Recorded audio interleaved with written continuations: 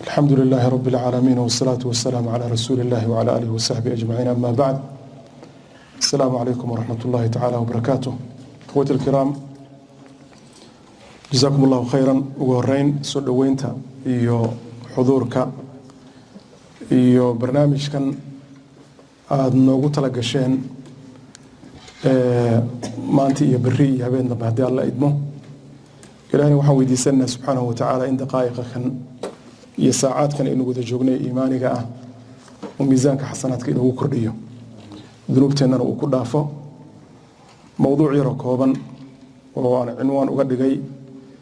almuslimu wa waajibu alimtithaali liawaamir illaahi wa rasuulih. qofka muslimka ah iyo waajibka ka saaran waa hoggaansanka awaamirta alle iyo kuwa rasuulka salawaatullaahi wasalaamu calayhi ayaan qaadan doonaa. labaan u qaadi doonaayo biidn illah, saddex baan u qaadi doonaayo. qayb waa qaybtaa hore ee wixii ku soo arooray ee nusuus ah intii ilaahay naga gaarsiiyo. qaybta xigtana waa tusaalooyin ku aadan salafkii iyo siday awaamirta ilaahay iyo kuwa rasuulka ugu hoggaansameen. qaybta saddexaad oo ugu dambeysana qaybta saddexaadna waxay noqon doontaa maxaa inaga hortaagan tadbiiqinta awaamirta alle jumlatan wa tafsiilan intii karaan ku yihin. ikhwati ilkiraam, arkaanta islaamka aynu garanayna ee shanta ah, tiirka ugu horeeya ee lagu tiriyay inuu yahay albaabka laga soo galo islaamnimada, diintan weyn ee ilaahay subxaanahu wa tacaala diimihii ku khatimay, waa rukniga shahaadateynka weeye. in ilaahay subxaanahu wa tacaala kelinimo loo qiro, nebi muxamedna salawaatu ullaahi wasalaamu calayhi nebinimo iyo risaalo. waa tiirka koowaad iyo rukniga ugu weyn uguna horeeya ee uu ku taagan yahay jiritaanka islaamkan ilaahay subxaanahu wa tacaala mannadiisa midda ugu weyn ah. xadiidkii cabdullahi bni cumar baana u daliilaho buniya alislaamu calaa khamsin shahaadati an laa ilaaha ila allah wa anna muxamadan rasuulullah ila aakhiri alxadiid. islaamka waxaa lagu dhisay shan tiir oo ugu horeeyaan qiritaanka la qiro macbuud xaq lagu caabudo inaanu jirin allah ma ogiye, iyo nebi moxamed inuu yahay rasuulka ilaahi salawaatu ullahi wasalaamu calayhi. haba ahaato in shahaadadaasu ilaahay loo qirahayo kelinimada ay keensanayso in ilaahay lagu keli yeelo cibaadada iyo wax walba oo cibaado iyo ka diin dhigasho ku saabsan oo alle loogu dhowaado, rabbi subxaanahu wa tacaala keligii loo daayo. shicaarka muslimka ah waxay ka dhigaysaa aayadda ku jirta fii suurati alancaam, qul ina salaatii wa nusukii wa maxyaaya wa mamaatii lilaahi rabbi alcaalamiina laa shariika lah. salaadayda iyo gowracayga iyo noloshayda iyo geeridayda rabbulcaalamiin baa iskale subxaanahu wa tacala, iyo cidi aanay la wadaagin. qiritaankaas marka qofku uu qirtay oo sidaa uu isu dhiibay oo ilaahay subxaanahu wa tacaala aanu cid kale waxba la wadaajinaynin, waxaa ku xiga oo raacaya in nebi moxamed salawaatu ullaahi wasalaamu calayhi risaaladiisana la aqbalo. oo risaalada nebi moxamed salawaatu ullaahi wasalaamu calayhi aqbalaadeeda waxay raacsiisan tahay aqbalaadda ilaahay waxdaaniyadiisa, in allana loo qiro kelinimo cibaado keligii la caabudahayo, nebi moxamedna salawaatu ullaahi wasalaamu calayhi loo qiro kelinimo raacitaan. saasay noqonaysaa. saas darteed baa qofka muslimkaa iska daa'e kan aanan muslimka ahayn oo maqla nebi moxamed baa la soo diray oo aanan nebiga warkiisa yeelin salawaatu ullaahi wasalaamu calayhi, uu yidhi nebiga salawaatu ullaahi wasalaamu calayhi naar baa loo qoray kaa isaga ah. wallaahi laa yasmacu bi axadun yahuudiyun aw nasraaniyun uma laa yu'minu biladii ursiltu bihi ila kaana min ahli nnaar walciyaadu billah. bimujarad inuu maqlay in rasuul la soo diray ka dambeeye nebi ciise oo ilaahay risaalo u soo dhiibay oo la yidhaahdo muxamed salawaatu ullahi wasalaamu calayh, baa waxaa ugu waajibahaya inuu nebiga raaco salawaatu ullaahi wasalaamu calayhi. haddii uu raaci waayo aqbali waayana oo uu ka dambayn waayo, wuxuu yidhi ahlu naarku ka mid noqonahayaa buu yidhi. waana muqtadaha ay keensanayso qiritaanka muxamed inuu yahay rasuulka ilaahi salawaatu ullahi wasalaamu calayh. rasuulkaasaa marka annaga waxaana loogu soo diray inaan ku dayanno, oo ku dayashadiisaas laga dhigay shay mulsam ah oo qofka muslimka ah dhinacna uusan uga leexan karin xagga iyo xagga toona. weliba ku dayasho tacabudi ahoo ma ahan marane waa ku dayasho nolosha hanaankeeda oo dhan looga dayanayo waxa weeye rasuul haddii nalooga dhigi lahaa malag maynan awoodnayn inaan ku dayanno cudurdaarna waa la heli lahaa haddii la soo diri lahaa makhluuq kale oo aan annaga nala jinsi aanan ahayn ayadana cudurdaar baa lala imaan lahaa wuxuun baa la sheegi lahaa laakiin qof annagii nala mid ah oo naga mid ah oo la garanayo oo inta aan marayna nala maraya baa la soo diray laakiin ilaahay uu kaamil ka dhigay subxaanahu wa tacaala isaga waxaa la yidhi qofku ma hurayo inuu cid isu ekaysiiyo inuu cid jilo inuu cid waxa weeye socodkeeda iyo hadalkeeda iyo nooceedii uu doondoono haddaad doonaysaan cidaad u ekaataan ama ku dayataan haddaad doonaysaan role model waxa la yidhaahdo haddaad doonaysaan waxa la yidhaahdo wallahu almustacaan celebrity waxay dhallinyaradu hadda u yaqaanaan oo qof la raaco oo laga dambeeyo oo caan ahoo yacni wixiisoo dhan inta la qaato daawo ahaan loo liqo oo kale haddii aad doonaysaan rasuulku ilahi maxamed salawatullahi wasalaamu calayhi baa la geliyey rasuulkana salawatullahi wasalaamu calayhi ilaahay baa tahiray subxaanahu wa tacaala wainaka calaa khuluqin cadiim ayaa la yidhi wamaa yantiqu cani ilhawa in huwa ilaa waxyun yuuxa ficil iyo qowl iyo taqriir waxa ka soo fulaya dhammaantood waxay ahaayeen waxay ilaahay subxaanahu wa tacaala xaggiisa uga soo degay oo u ogaaday sidan ay tahay sidii ilaahay subxaanahu wa tacaala muraadkiisa uu ahaa iyo sidiina laga doonayay laqad kaana lakum fii rasuuli illaahi uswatun xasana waxaa idinku sugan nabiga salawatullahi wasalaamu calayhi ku dayasho wanaagsan maaha ku dayasho xun ma aha waa ku dayasho cibaado ah waa ku dayasho ajir laga helahayo waa ku dayasho ilaahay uu kugu cisaynayo waa ku dayasho aanay eed kaa soo raacaynin haba yaraatee baynamaa ku dayashooyinka kale oo dhan mid walba laga yaabo markaad ku dayato dad su'aal ka qabi kara inay jiraan waayo nebiga salawaatullaahi wasalaamu calayhi waxa uu la yimid oo dhan baa xaq ahaa dhaqdhaqaaqiisa xaq ahaa sakanaadkiisa xaq ahaa waxaa marka qofka muslimka la doonayaa marba haddii ay noqoto inuu cid isu ekaysiinayo cidduu isu ekaysiinayo inaanay noqonin wixii uu ka digahayay ibnulqayim oo uu lahaa qofku markuu ka leexday hanuunka saara cabdan likulli fulaanin wa fulaana yacni addoon wuxuu u noqonayaa hebel kasta iyo heblaaye kasta oo fanaan ah buu u noqonayaa marka bini aadankuna way ku abuuran tahay oo jibilladiisay ka mid tahay inuu cid raadiyo oo isu ekaysiiyo wuxuu leeyahay alle subxaanahu wa tacaala nebigaas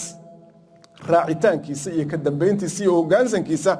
weeye shayga waajibka idin saaran yaa ayuha aladiina aamanuu atiicu allaha wa atiicu rasuul adeeca baa la yidhi adeecitaanku muxuu yahay waxa adigu aad qabta iyo waxa aad rabta xaggaa dhig isaga sidii uu yidhi baad yeelaysaa limaada xaqi meeshaasuu istaagay waddadaasuuna maray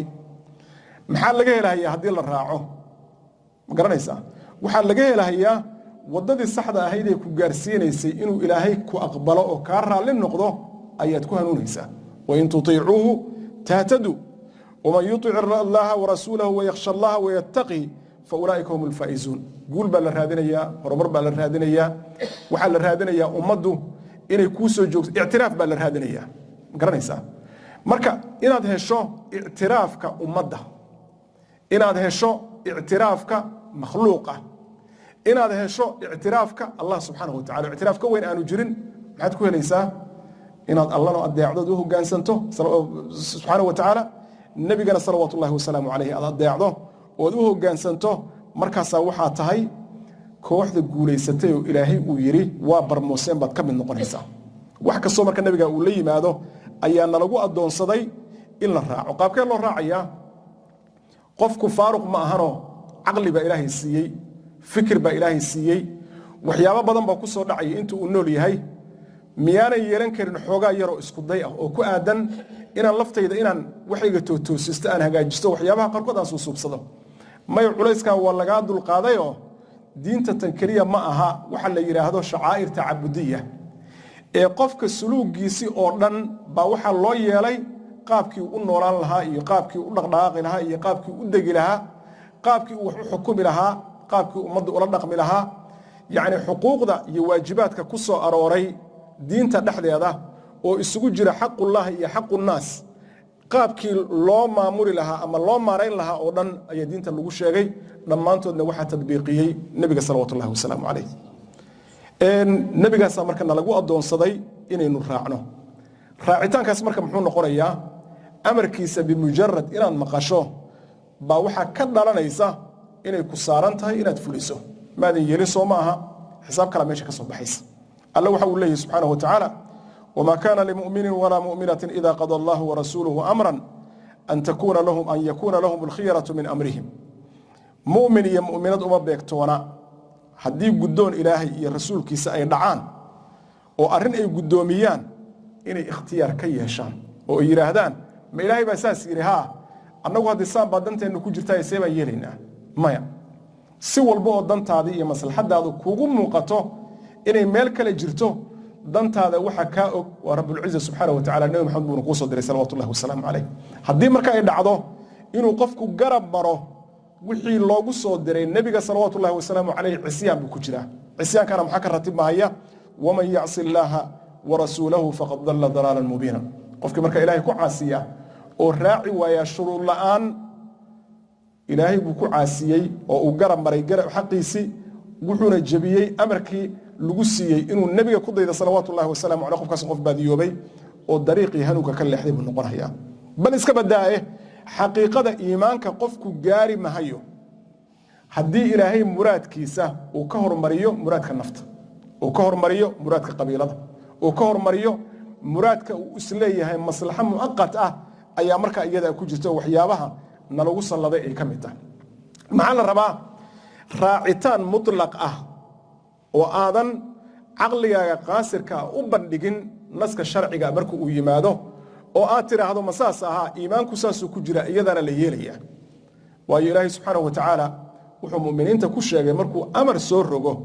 oo uu yidhaahda sidaa ha la yeelo inay aqbalaan markiiba markay aqbalaanna naftooda aanay wax culays iyo ciriiri ah aanay ka helin falaa warabbika laa yu'minuuna xataa yuxakimuuka fiima shajara baynahum iimaan ma lahan ma rumaynayaan wixii laga rabay iyo ammaanadii ma aanay gudanin ilaa iyo intay garta kaaga dhiibanahayaan maxay waxay isku hayaan oo soomaalida waxay ka tiraahdaa gari laba nin kama wada qosliso oo nin walba uu doonayo in isaga sida uu jecel yahay loo yeelo arrintaa xukunkeeda intay adiga kaaga dhiibayaan iimaan ma leh intaa maxaa u heliya uma laa yajiduu fii anfusihim xarajan mima qadayta wayusallimuu tasliima oo marka aanay naftooda ka helaynin wax culays ah wixii aad xukuntay waayo culays laga helo ilaahay amarkiisa wax ku saabsan astaan xun weeye astaantaasuna waxay tahay qofkaasu iimaanka uu sheeganayo inaanu ahayn iimaankii saxda ahaa ee haddii uu iimaan xitaa yani magaca uu sheegtay magaca uu la mid yahay magacii ay sheegan jireen kuwii munaafiqiinta ahaa walciyaadu billah limaada aamanaa bay dhihi jireen ilaahayna kama aqbalin subxaanahu watacaala waa tukanayeen salaada lagamana yeelin limaada waa shakiyeen inama almu'minuuna aladiina aamanuu biاllahi warasuulihi uma lam yartaabuu shardiga loo sameeyey iimaanku waxa uu yahay haddiiba ilaahay iyo rasuul la rumeeyey inaanu shaki gelin waxa ay ka shaqaynayaan iyo awaamirtay keenaan inay dantaada iyo maslaxadaada ay tahay haddii shaki uu galo maxaa meesha ka soo baxaya iimaanka qofku uu sheegtay meesha inaanu jirin sidaa darteed baa markii munaafiqiinta laga hadlayay muxuu yidhi irtaabat quluubuhum fahum fii raybihim yataraddaduun naftoodii ama qalbigoodii baa shaki galay ma runbaa ma saxbaa talow khayaar kale ma jiri karaa waxaasaa la sheegahayoon maqli jirnee say wax yihiin annagu waaba la soo dhaafay waxaa laisla soo gaaray heer ah in loo bandhigo nusuusta kitaabka iyo sunnaha masaalixda fardiga ah ama masaalixda qabaliga ah ama masaalixda jamaacada ama masaalixda hadba duruufta markaa lagu noolyahay oo markaa diintii la isku dayo inta la luqunjibaaro in loo hogaamiyo dadka raqabaadkoodii haddii ay u hogaansami weydana qofkii uu diinta intuu dhinac iska dhigo uu yidhahdo waa usoo jiirayn doonaaye qardajiya xasan maraya bal ka hor nafta day kaa raacday ka hor adoo qardajiya ku sii socda waa musiiba waa khaatimo xumo waa aafo waa inkaar aayaadka iyo nusuusta ku soo arooray in nabiga la raaca salawaatullahi wasalaamu calayhi wax la koobi kara waa ka badan yihiin xadiid un baan ka xusaya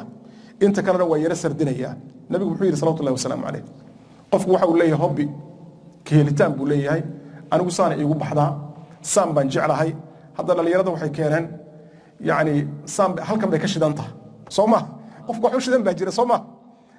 nebigu wuxuu shardiyey waxa kuu shidan inay noqdaan wixii nebigu salawatullahi wasalaamu calayh u la yimid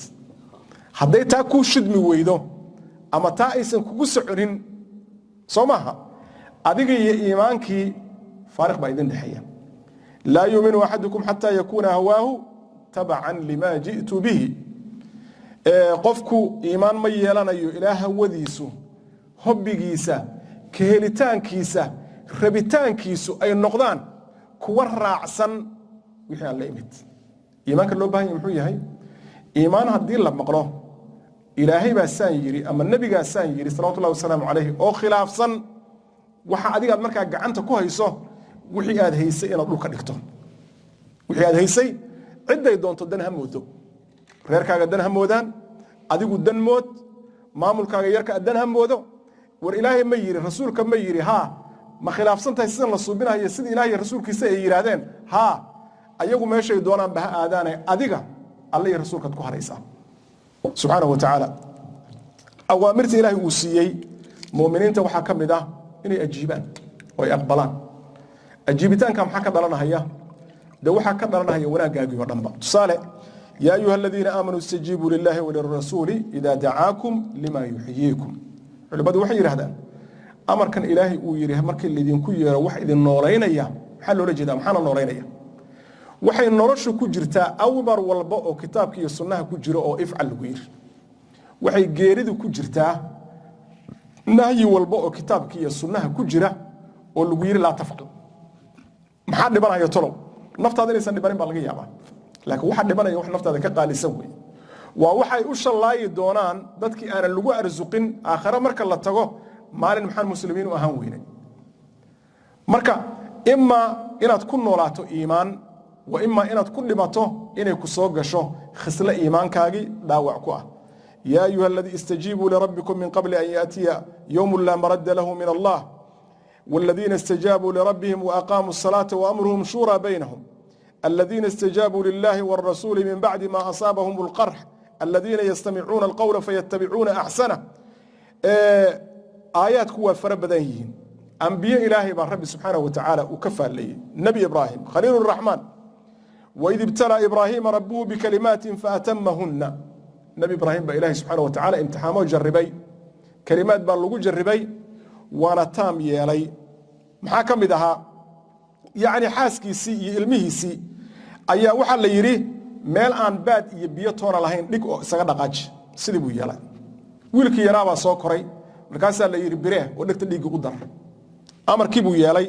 ifcal ma tuumar ba ka dhalatay meesha iyada waxa dhacday waxa la yiri beedkii ilaahay dhis way yarfacu ibraahim alqawaacid min albayt wa ismaaciil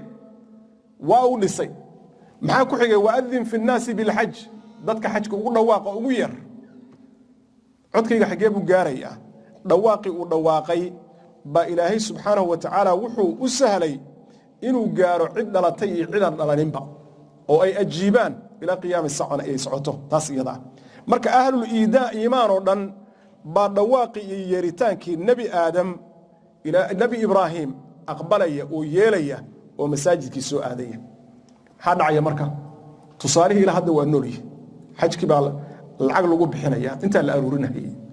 markaas ahkaamtiisi la baranaya kaasa meeshii la aadaya sida loo socdo amar kala ku saaran oo meel baa jirta miiqaat la yiraahdo oo aadan dhaafi karin illa adigoon xajka aan xarmanin ma ogiye ama umrada aan xarmanin ma ogiye hadii kala soo maaha dhiig baa waajibaya ma garanaysaa inta maxaa weheliya markaad meeshii tagta haddana oo aad xarmato oo ba waxa lagu farayaa haddana hadii aad rag tahay waxa la tolma leh ma isticmaali karaysid oo kaba ilaahay kuma samadiiday maxaa la yiraahdaa in sheeg xiran oo buuda ma qaadan karaysid oo catar isma barin karaysid oo ilaahay kuma samadiiday reerka kuma daqaba kartid oo kuma hambaasi kartid ayaa lagu leeyahay waa awaamir qof u dhawaanayo qof u dhaqaaqay haba yaraatee ila yawmina hada majru waa awaamir sidoodu loo fulinayo xagga marka la taga xaram baad gashay xayawaanka meesha joogo iyo geedaha ka baxaya midna ma taaban kartid bale korkaaga kuma gudbi kartido xaada korkaaga ka baxday cidiyaha ma jiri kartid baa lagu yiri waad yeelaysaa waad u hoggaansamaysaa tawaaf baad galaysaa baa lagu leeyahay xagee ka bilaabanaya waa dhagax waad u jeedaa inuu dhagax yahay laakiin ma dhagax waxaad u socotaa cidi amarka ku siisay dhagaxa in tawaafka laga bilaabo laguna dhameeyo waxa lagu leeyahay safa iyo marwa baad dhex ordaysaa بالغولية والله بورود ويجر دحان كسميسن ما دحانته waxa loo socdo laakiin waa cid dhagax meesha dhigtay amar ku siisay way wahru majarab way soconaysaa xajka marka la guto kadib ba waxa way ii sheeg maaratay hadyigi lala imaanayaayo maaratay la qalaya wallahu almusta'an shuruudu leeyahay udxiyadii saasoo kale shuruuday leedahay madaaba ma nooceeda ma wallahu almusta'an daadeeda wahru majar kaasa su'aal lagu keenaya waxa lagu leeyahay seeban yeelaynaa hadii anagoonan xajka joogin aan rabno inaan udxiyeysanno timaa ma jari karnaa mise ma jaran karno cidiyaha ma goyn karnaa mise ma goyn karno maxaa la ilaalinayaa amarkii ilaahay subxaanahu wa tacaala ee ku aadanaa arinta iyada iyo amarkii nabiga salawatullahi wasalaamu calayh axkaamta kale oo dhanna noocaas ayaa laga doonayaa marka nabiga salawatullahi wasalaamu calayhina saxaabadiisa waa ku barbaariyey oo hoggaansanka amarka ilaahay subxaanahu wa tacaala iyo amarka nabiga salawatullahi wasalaamu calayh tusaale haddaan soo qaadanno dhowr saxaabi iyo siday ugu hoggaansameen amarkii nabiga waxaa laga wariyey sulaym ibnu caamir inuu yidhi khilaafadii mucaawiya bin abi sufyaan baa wuxuu yidhi waxaa ballan lahaa oo heshiis uu ka dhaxeeyey yahuudna mucaawiya iyo nimanka la yidhaahdo ruum ballankaasu 10 sano u ahaa waxaana ballantu ay ahayd 10kaas sano in la isdhex maro oo dib aanu jirin oo nabad lagu wada noolaado oo nabad lagu wada daaqo la isku dhex maro lagu isku ganacsado wahru majar markuu ballanka xilligii laga sii baxayay ayuu duulaan soo qaaday mucaawiya oo muxuu rabaa ballantii kama bixin wuxuu ku sugayaa xuduudooda intuu ballanka ka dhamaanayo ayaguna waa jilicsan yihiin oo waxay ka fikirayaan ballanka markuu dhamaado 10 sano kala heshiis dar la gala oo dagaal bayaan inta dhex marin halka markay marayso ayaa waxa weeye nin baa yimid faras ku taaganoo dheeraynaya markaas wuxuu yiri Allahu akbar Allahu akbar Allahu akbar wafaa'un la ghadr waxa loo baahan yahay ballan oofin aan dhagar lahayn ballan oofin aan dhagar lahayn ninku waayo Amr ibn Abasa Muawiya weydiyo maxaa dhacay buu yiri wuxuu yiri sami'tu rasuulallahi sallallahu alayhi wa sallam yaqul man kana baynahu wa bayna qawmin ahd فلا يحلن عهدا ولا يشدنه حتى يمضي أمده أو ينبذ إليهم على سواء wuxuu yiri qofkii qolab ballan kula jira ballankaas yaanu jabin koow yaanuna ballanka ku adkaynino kaga shida ku sameeynin ilaa ballanka xilligiisii laga gaarayo amaba se ballanka oo aan la gaarin uu leeyahay ballankii annagu waa ka baxnay ballanna idin ma hayno oo la isku og yahay taa iyada oo iyaguna waliba ay markaa helaan fursad ay ugu tala galaan wixii inta ka dambeeyay heshiis inaan idin dhaxaynin oo iska difaacan mucaawiya inta markuu maqlay in nabiga ay ka sugnaatay sallallahu alayhi wasallam waa hal nin oo socda ciidan kumanaan alaaf mu'allafa ah iyo amiirul mu'miniin oo socda baa meesha maraya inta markuu maqlay ayuu amar bixiyo ciidankii iyo isagii iyo kulli waxay ahaayeen mudib u laabtay halkaas marka maxaa ka dhalatay in iyaguna ay ku helaan nabad cidda ballanta loo oofinayo waayo waa cid leh in allaha thalithu thalatha cidda ballanta loo oofinayo waayo waa ciidan qirsanayn oo aanan rumaysnayn nabi maxamed ilaahi soo diray sallallahu alayhi wasallam cidda ballanta loo oofinayo waayo waa cid ilaahi subhanahu wa ta'ala kalimadiisa dood ka qabta weeyaan dadka muslimiinta amarka nabiga iyo iyaga calaaqada ka dhaxayso noocaas ay ahaan jirtay saasoo kale saxaabadu waxay gaareen ilaa iyo heer qofkii inta loo sheegay xadiidka nabiga sallallahu wasallam alayhi xadiidkaas ku dhaqmi waaya inay hadal ka goostaan min ajli waa maxay inuu nabiga khilaafay sallallahu wasallam alayhi nin saxaabi ah ayaa waxa uu yiri waxaan u galnay meesha ninka la yiraahdo Abi Dhar baan ugu galnay bayaan u galnay buu yiri wallahu almusta'an xadiidkaas ma ahayna waxaan u galnay buu yiri aha Abu Dharr waxaan ugu tagnay isagoo go' xiran wiil oo ahaa adoontii doomadiisa kamid ahana oo isagana uu go' kale xiran yahay oo go'i la mid ah kaasa waxaan ku yiri buu yiri Abu Dharriyow maad wiilka ka qaadatid go'an quruxda badan oo aad ka dhigatid isku joog yaani sidii suud oo kala ah oo aad ku xaragootid isagana shay kale oo u qalma maad siisid markaasaa wuxuu yidhi ma yeelahaya sidaas maxaa yeelay buu yidhi nebiga waxaan ka maqlay salawaatu ullaahi wasalaamu calayhi ikhwaanukum jacalahum allahu taxta aydiikum faman kaana akhuuhu taxta yadih falyuطcimhu mima yaأkul waliyaksuhu mima yalbas walaa yukallifu ma yaglibuh fain kallafahu ma yaglibuhu falyucinhu wuxuu yidhi walaalihiin oo idinku hoos nool oo aad idinku u tihiin asiyaad u tihiin haddii ay dhacdo arrintaa iyada ah waxaad siisaan oo aad ku quudisaan waxaad idinku cunaysaan waxaadna u xidhaan waa addoon wax laga hadlahayo maaha shaqaale xitaa waxaad ku labisanaysaan hana ku kallifina wax taagtooda iyo tabartooda iyo tankooda ka badan haddaad u dirtaan wax tankooda ka badan gacan ku siiyo oo ku kaalmeeya kow saxaabadii rasuulka salawaatu ullahi wasalaamu calayh ee lagu soo dejiyey aayaadkii khamriga xarimayey oo ilaahay subxaanahu wa tacaala yaa ayuha aladiina aamanuu inama alkhamru walmaysiru walansaabu walazlaamu rijs min acmaali shaytaani fajtanibuuhu lacalakum tuflixuun ilaa aayadda laga gaarahayo fahal antum muntahuun laga gaarahayo waxay ku jawaabeen intahaynaa yaa rab rabbiyow waa aan ka joogsannay oo khamradii waa joojinnay ilaa iyo inta madiino dariiqyadeedii oo dhan ay noqotay khamre la soo daadiyey qoyaankeeda iyo qulqulkeeda ay ka noqotay tabtaasay ahaayeen khamrada siday kuwa kale u jecel yihiin bay u jeclaayeen sida meesha looga isticmaalaa loo isticmaali jiray wax lagu daahay ahayd wax lagu madadaashay ahayd xaaraan ma ahayn waxa un kaliya la diiday iyadoo sarkhaan la yahay salaada in la tukado oo maraaxish ay soo martay marka la fiiriyo markii la yiri ka jooga la yirina waa ka joogsanay bay yiraahdaan markaas ku ekeeyeen ku joojiyeen saasay marka ahaayeen saxaabatu rasuulillaahina maxaa yeelay aayadda waxaa ka dambeeya waatiicu allaha waatiicu rasuula waxdaruu fain tawallaytum faaclamuu annamaa calaa rasuulina albalaaqu lmubiin alliya rasuulu hoggaansama waxaadna ka digtoonaataan inaad khilaaftaan haddii aad jeedsataanse waxaad ogaataan rasuulka waxa saaran keliya inuu idin soo gaarsiiyo gaarsiin cad ma maqashay haa xisaabta ilahay baad ugu tegaysaa subxaanahu wa tacaala waxaa laga wariyey in nin saxaabada ka mid ah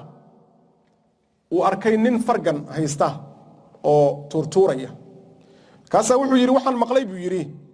in farganka nebiga salawaatu ullaahi wasalaamu calayhi uu reebay waayo wuxuu yidhi cadowna ma jebiyo ciidanna kuma taro il buu ridaa ama ilig buu jebiyaa buu yidhi ee farganka yaanan la tuurin wuxuu ninkii marka waa dhegaystay waa isaga tegey maalin dambu haddana wuxuu arkay kiioo sidii oo kale fargankii u tuurtuurahaya markaasaa wuxuu yidhi xadiidkii nebigan kuu sheegaya salawaatu ullaahi wasalaamu calayhi markaasaad adiguna samaynaysaa buu yidhi maxaa la yidhahda weli aad kusii noqnoqonaysaa soo maaha ilaahay baan ku dhaartay ee qabrigaagana soo xaadiri mahayey janaasadaada kulana hadli mahaye abidkay inta nolosha iga dhiman buu yidhi sidii buuna ka dhameeyey labana hadlin qabrina uma xaadirin